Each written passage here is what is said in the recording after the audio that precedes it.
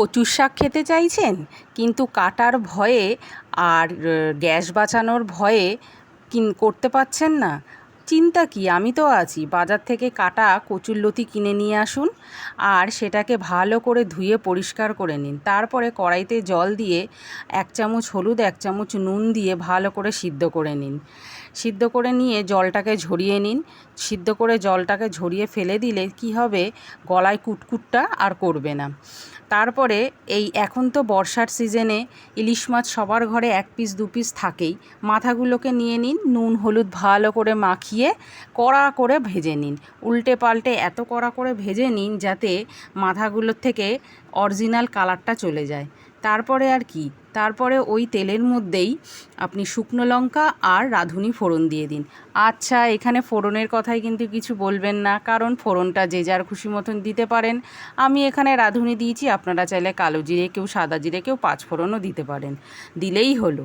কিন্তু আমি একটু অন্যরকমভাবে করলাম, তাই শুকনো লঙ্কা আর রাঁধুনি আজকে ফোড়নে দিলাম। ব্যাস, তারপরে আর কি, এর মধ্যে এবার আদা কাঁচা লঙ্কা পেস্ট দিয়ে দিন। দিয়ে ভালো করে নাড়াচাড়া করে ডাইরেক্ট কচুরলতিগুলো এর মধ্যে দিয়ে দিন। কচুরলতি দেওয়ার পরে ভালো করে কচুরলতিটাকে এই আদা কাঁচা লঙ্কা তেলের সাথে ভালো করে মিশিয়ে নিন। ভালো করে মিশিয়ে নেওয়ার পরে যখন দেখবেন যে কচুরলতিটা থেকে একটু জল জল ভাব ছাড়ছে, তখন কি করবেন, তখন ওর মধ্যে নুন আর হলুদ আর একটু জিরের গুঁড়ো দিয়ে দেবেন। আমি আগে থেকেই নুন আর হলুদ দিয়ে যেহেতু সেদ্ধ করেছি, তাই জন্য আমি এখানে নুন আর হলুদটা একটু কম কমই ব্যবহার করব।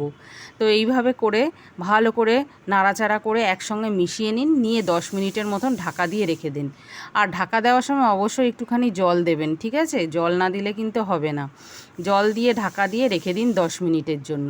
ঢাকা তুলে যখন দেখবেন লতিটা ঘেটে হয়ে গেছে, আর যদি না হয় কোনো ব্যাপার না, আপনি খুন্তি দিয়ে ঘেটে করে দেবেন। ঘেটে হয়ে গেলে তার ওপরে মাথাগুলোকে আস্তে করে শুইয়ে দেবেন। থুড়ি আমি একটুখানি বেশিই বলে ফেললাম, তাই না? মাথাগুলোকে দিয়ে একটু নাড়াচাড়া করে আরও 5 মিনিটের মতন ঢাকা দিয়ে রেখে দেবেন। যখন ঢাকা তুলে দেখবেন মাথা আর লতি একেবারে ঘেটে হয়ে গেছে, তখন ভালো করে মিশিয়ে নেবেন। ভালো করে মিশিয়ে নিয়ে তার মধ্যে নুন মিষ্টি চেক করে নেবেন। নুন মিষ্টি চেক করলেই আপনার কিন্তু কচুর শাক রেডি। শর্টকাট কচুর শাক কেমন লাগলো বলুন তো আপনাদের, কমেন্ট করে অবশ্যই কিন্তু জানাবেন। ভালো একটা রেসিপি দিলাম, তাই না? তার জন্য তো একটু ধন্যবাদ জানাতেই হয়।